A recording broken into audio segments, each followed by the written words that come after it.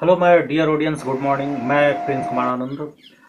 आज एक खास टॉपिक है घुमक्कड़ जीवन। उस पर मैं आप लोगों को एक कहानी सुना रहा हूँ या फिर उन घटनाओं की चर्चा कर रहा हूँ कि घुमक्कड़ जीवन क्या होता है। लोग घूम घूम कर जो जीते हैं उन्हें घुमक्कड़ कहा जाता है। उन्हें एक जगह पर मन नहीं लगता। आप सभी लोगों ने अपने गांव घर आसपास ऐसे लोगों को देखा होगा जो एक जिन्हें एक जगह अच्छा नहीं लगता। घूमना फायदेमंद भी है और कभी कभी नुकसानदेह भी। बिना मतलब के बेकार में घूमते रहने से और अपना दिमाग खुला नहीं रखने से हानि है।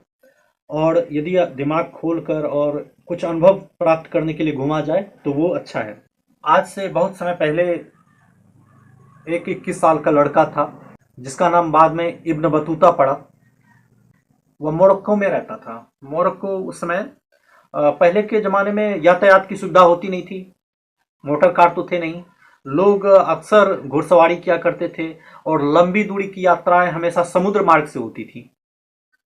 तो जहाज के द्वारा लंबी लंबी यात्राएं की जाती थी और माल पहुंचाया जाता था। तो वो व्यापारिक केंद्र था, वहाँ व्यापार होता था। मोरक्को में, भारत में भी होता था। पूरी दुनिया में उस समय जहाज के द्वारा ही व्यापार हुआ करता था। वो क्या करता, 21 साल का लड़का घूमता फिरता था, उसे मजा आया। वो देखता था कि जहाज से सामान उतर रहा है और फिर लोड हो रहा है और रंग बिरंगे देश विदेश के लोग आते थे। जहां पर जहाज रुकता है बंदरगाह पर, आप अभी भी कहीं बंदरगाहों पर जाएंगे तो वहां पे पूरी दुनिया का सामान मिलेगा। वहां के रंग बिरंगे फल और सब्जियां मिलेंगी, पूरी देश दुनिया की। वहां अलग अलग तरह के वस्त्रों से वस्त्र मिलते हैं। अलग अलग तरह की संस्कृतियों के लोग, पहनावे, भोजन, सब कुछ। और सब कुछ रंग बिरंगा और रोमांचक लगता है। तो ऐसे में किसी भी बच्चे का मन होगा कि दुनिया को देखा जाए। आज फोन है, इंटरनेट है, तो हम बैठे बैठे सारी दुनिया की खबरें जान लेते हैं। और एक समय था कि ऐसा कुछ भी नहीं था। इसी तरह वो 21 साल की उम्र में वो निकल गया कि हज किया जाए। अब वो मुस्लिम था। उसका पूरा नाम था अब्दुल्ला मोहम्मद इब्न अब्दुल्ला अल लावती इब्न बतूता। इतना लंबा नाम था उसका। तो बाद में उसे शॉर्ट करके इब्न बतूता कहा जाने लगा। बहुत रोमांचक बात है कि वो 21 साल का लड़का अपने घर से निकल चुका हज करने के लिए। पुराने के ज़माने में हज, आज के समय में देखते हैं कि फ्लाइट से चले जाते हैं मक्का मदीना। और तो उस समय तो था नहीं ऐसी सुविधा। सालों लग जाते थे लोगों को हज करने में, इसलिए वो बहुत पहले चलते थे। साथ में बहुत सारे ऊँट, खजाने और खाने पीने की वस्तुएं, ताकि राह खर्च निकल सके। सुरक्षा के पुख्ता इंतजाम इत्यादि हुआ करते थे। मोरक्को से वो अ, चढ़ चुका। वो एक अच्छे परिवार से था। उसके माता पिता काजी थे। काजी मतलब जैसे आज के समय में समझ लो जज है, वकील है। उस तरह का जो जज और वकील का फैमिली होता है तो वो एक स्टैंडर्ड फैमिली माना जाता है। उसी समय उस वो लोग काजी हुआ करते थे, उनके फैमिली के लोग। तो वो उसे कानून का ज्ञान था, इस्लामिक कानून का। तो वो एक पढ़ा लिखा लड़का था, विद्वान भी था। उसे घूमना पसंद था, इसलिए वो निकल चुका हज की यात्रा के लिए। और उसी बहाने वो देश दुनिया घूमने लगा। कहा जाता है कि उसने अपने जीवन में 1,17,000 किलोमीटर की यात्रा की। वो तब की जब कोई साधन नहीं था। उन्होंने कई देशों की यात्राएं की, जैसे कि अफ्रीका, मध्य पूर्व, भारत, मालदीव, श्रीलंका, दक्षिण पूर्व एशिया और चीन। वो घूमते घूमते भारत आया। तो भारत में उस समय मोहम्मद बिन तुगलक का शासन था। आप शायद आप लोग जानते होंगे, मुस्लिम बादशाह था मोहम्मद बिन तुगलक। और बहुत ही उसके बारे में तो बहुत चर्चे हैं मोहम्मद बिन तुगलक के बारे में। वह अपने आश्चर्यजनक फैसलों के कारण जो है जाना जाता था। ऐसे उल्टे सीधे निर्णय देता था। उसने एक बार राजधानी को अपने एक जगह से हटाकर दूसरी जगह कर दिया और कहा कि पूरी दिल्ली से सारे पब्लिक को उठाकर वो दूसरी राजधानी में शिफ्ट करने लगा था। शायद देवगिरी ही था। अब मोहम्मद बिन तुगलक से सभी डरते थे। वो खुश होता था तो सोने चांदी दे देता था और छोटी छोटी गलतियों पर मृत्युदंड दे देता था। मोहम्मद बिन तुगलक से सभी लोग डरते थे। लेकिन वह इब्न बतूता वहीं पहुंचा और वहां दरबार में जाके उसे उसकी विद्वता तो को देखा गया। वो कानूनी जानकार है, इस्लामिक कानून का जानकार है, तो उसको रख लिया गया। तो उसने पूरी दुनिया में जो जहाँ जहाँ घूमा तो उसने एक बुक लिखी है रेहला। मोहम्मद बिन तुगलक इतना सनकी व्यक्ति था कि वह कोई फैसला ले लेता था तो उस पर अमल ही करता था, चाहे कोई मर जाए। वो अपने अधिकारियों तो तक को नहीं छोड़ता था। छोटी सी छोटी गलती के कारण कई अधिकारियों को हाथी के पैरों तले कुचलवा कर मार देता था। तो इससे सब लोग डरते थे। तो वहाँ वो घूमने तो गया था, लेकिन उससे पूछा गया दरबार में कि तुम करते क्या हो, क्या जानते हो। तो उसने बताया कि मैं कानून का ज्ञाता हूँ, इस्लामिक कानून का ज्ञाता हूँ। तो उसे काम दे दिया गया कि तुम काजी का काम करो, जैसे जज होते हैं आजकल, उसी तरह उसको एक काम दे दिया गया, काजी का काम। और वो करने लगा, लेकिन उसे डर भी लगा रहता था कि मोहम्मद बिन तुगलक कब क्या कर बैठे। तो मोहम्मद बिन तुगलक ने उसे एक बार मालदीव भेजा किसी काम से। वो किसी राजनयिक काम से, एम्बेसडर होता है ना, उसी प्रकार से राजदूत जिसको कहते हैं। तो मालदीव जाकर वो वहाँ देखता है कि वहाँ विचित्र संस्कृति थी। मालदीव में बहुविवाह की प्रथा थी और एक पुरुष कई शादियां कर सकता था, एक महिलाएं कई शादियां कर सकता था। और वहाँ शादी और तलाक में कोई ज़्यादा झंझट था नहीं। कोई भी कितनी भी शादियां कर सकता था और कभी भी तलाक ले सकता था। तो कई बार सप्ताह में 2-3 शादियां हो जाया करती थी। कहा जाता है कि लगभग वो 1.5 साल तक उस मालदीव में रहा, इब्न बतूता, और कम से कम 4-5 शादियां की, उससे अधिक भी। मालदीव की जो अथॉरिटी थी, वहाँ की जो रानी थी, उसने उसे सलाह दिया कि तुम यहाँ पर विवाह कर दो, जिससे तुम यहाँ के आसपास के लोगों में घुल जाओगे, यहाँ के लोकल लोगों में घुल जाओगे।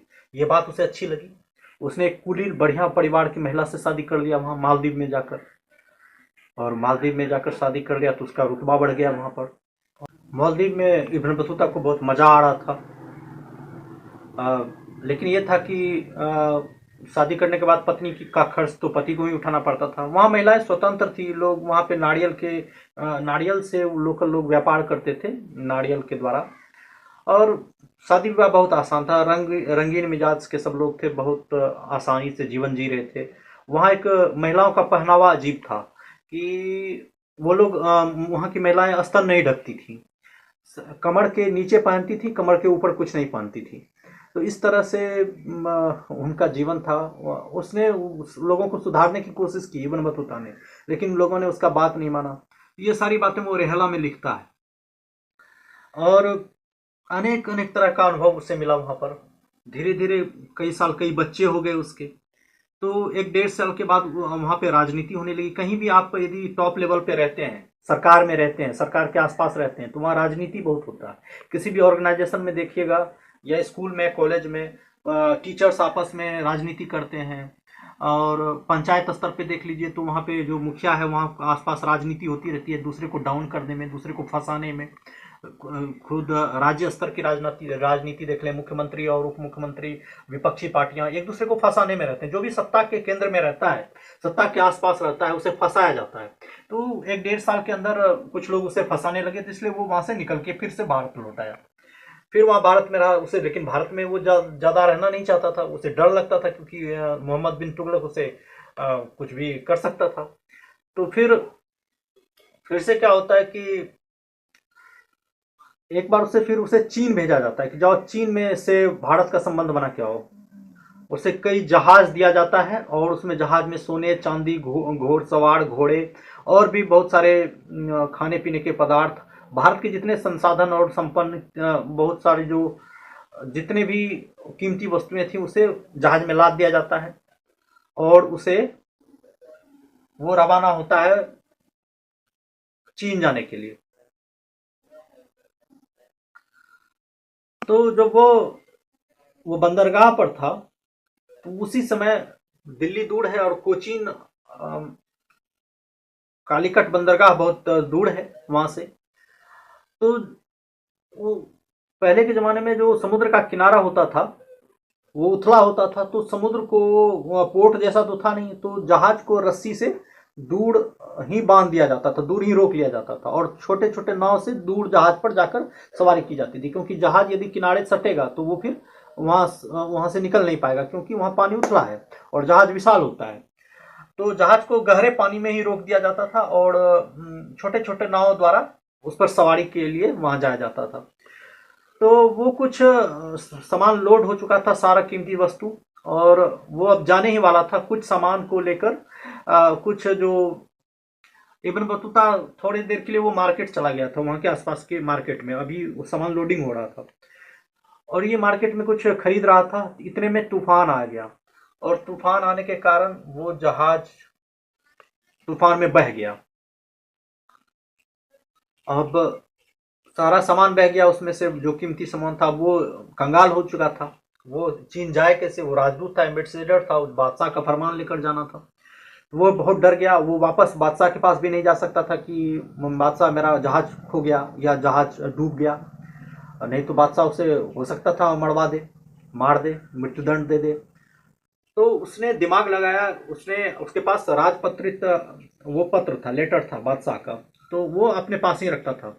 तो वो बच गया, जिसे वो पहचान रहा था कि वो एम्बेसडर है वहाँ का, बादशाह का वो राजदूत है। तो वो आसपास के वहाँ श्रीलंका और आसपास के जितने भी सुमात्रा और भी जो आसपास के देश थे, उनसे संपर्क किया, व्यापारियों से संपर्क करके उसने बताया कि मैं एक राजदूत हूँ बादशाह का, और तो मेरे साथ ऐसी घटना घट गई और तुम मुझे मदद करो। तो सभी ने मिलकर उसे जहाज और कुछ जाने की व्यवस्था करवाई, कुछ धन दिया, लेकिन उतना वैभव तो नहीं दे पाए जो कि बादशाह ने उसे दिया था, जो कि डूब गया। तो उसी जहाज को लेकर वह चीन पहुंचा। जब पता चला कि ये भारत से आया है, मुगल बादशाह की ओर से आया है, तो उसका स्वागत किया जाने लगा और उसे मेहमान की तरह रखा गया। लेकिन उसका उतना स्वागत नहीं हुआ, क्योंकि जितना धन यहाँ से और जितनी संपन्नता एक बादशाह की ओर से देनी चाहिए वैसा वैसा उपहार तो ये ले नहीं गया था। इसलिए फिर भी उसे मान मर्यादा से रखा गया और वो वहाँ कुछ दिन रहा। इब्न बतूता चीन के बारे में लिखता है रेहला में कि चीन का बाजार बहुत सुंदर है, सुव्यवस्थित है, और वहाँ सुरक्षा व्यवस्था इतनी अच्छी है कि महिलाएं रात में सोने की थैली लेकर निकल जाएं तो भी कोई समस्याएं नहीं होगी। इसी तरह वह बहुत सुंदर ढंग से वहाँ रह रहा था, लेकिन उसे दिक्कत यही थी कि वो खाने पीने में, वो चूंकि इस्लामिक रीति रिवाज का था, चीन में तो बौद्ध धर्म की परंपरा रही, और वहाँ के लोग सुअर खाते थे, जो कि इस्लाम में बैन है। तो उसे वहाँ पे कुछ खाने पीने में दिक्कत हुई। बाकी वो लिखता है कि वो बहुत अच्छी जगह थी, चीन बहुत सुव्यवस्थित था, वहाँ की सुरक्षा व्यवस्था, साफ सफाई और सब कुछ। आज भी हम देख लें, चीन में बहुत अच्छी साफ व्यवस्था है। आज अमेरिका को वो चीन चीन फेल कर रहा है। तो चीन के बारे में उसने बहुत अच्छी अच्छी बातें लिखी, लेकिन वो खाना पीना, वो फल फूल नहीं खाता था, क्योंकि वहाँ के खाने में मांसाहार, खास करके सुअर का मीट बहुत ज़्यादा होता था। तो इन चीज़ों को देखते हुए वो वहाँ फिर रहा, फिर बाद में वहाँ से वापस आ गया धीरे धीरे। कई जगहों पर रुकता हुआ, कई देशों में रुकता हुआ धीरे धीरे बादशाह के पास पहुंचा। और वो अब तंग आ चुका था घूमते घूमते, क्योंकि हर जगह राजनीति हो रही थी। बादशाह भी कई युद्धों में फंसा हुआ था, मोहम्मद बिन तुगलक, और दरबार की राजनीति अलग हो रही थी। वो डर रहा था कि कोई उस समय ये सब चल रहा था कि कोई भी किसी पर भी संदेह हो जाता था कि ये राजद्रोह कर रहा है, उसे मृत्युदंड दे दिया जाता था। तो हो सकता था कोई दरबारी उसे फंसा दे, इसलिए वो वहाँ भारत से भी निकल गया। मोहम्मद बिन तुगलक से भी बहाना बनाया कि मुझे कुछ अब घर जाना है, तो उसे जाने दिया गया, और वो फिर से मोरक्को आ गया। घूमते घामते हज किया, हज करने के बाद वो मोरक्को आ गया। तो इसी तरह से वो अपने जीवन भर में कई जगह घुमा, कई शादियां की, और मस्त जिंदगी जी वो। और उसने कई बातें भी सिखाई कि रहना है तो सत्ता के पास रहो, वहाँ पे लोग विशेष फील भी करवाते हैं। शासन के करीब रहने से फायदा भी होता है और नुकसान भी होता है। और उसने अपने कई बुद्धिमत्ता के परिचय दिए, जैसे कि जहाज के डूब जाने के बाद, कंगाल हो जाने के बाद भी फिर भी जहाज की व्यवस्था कर पाना, ये एक बुद्धिमत्ता का लक्षण था। तो इससे कई चीजें सीखने को मिलती हैं। धन्यवाद।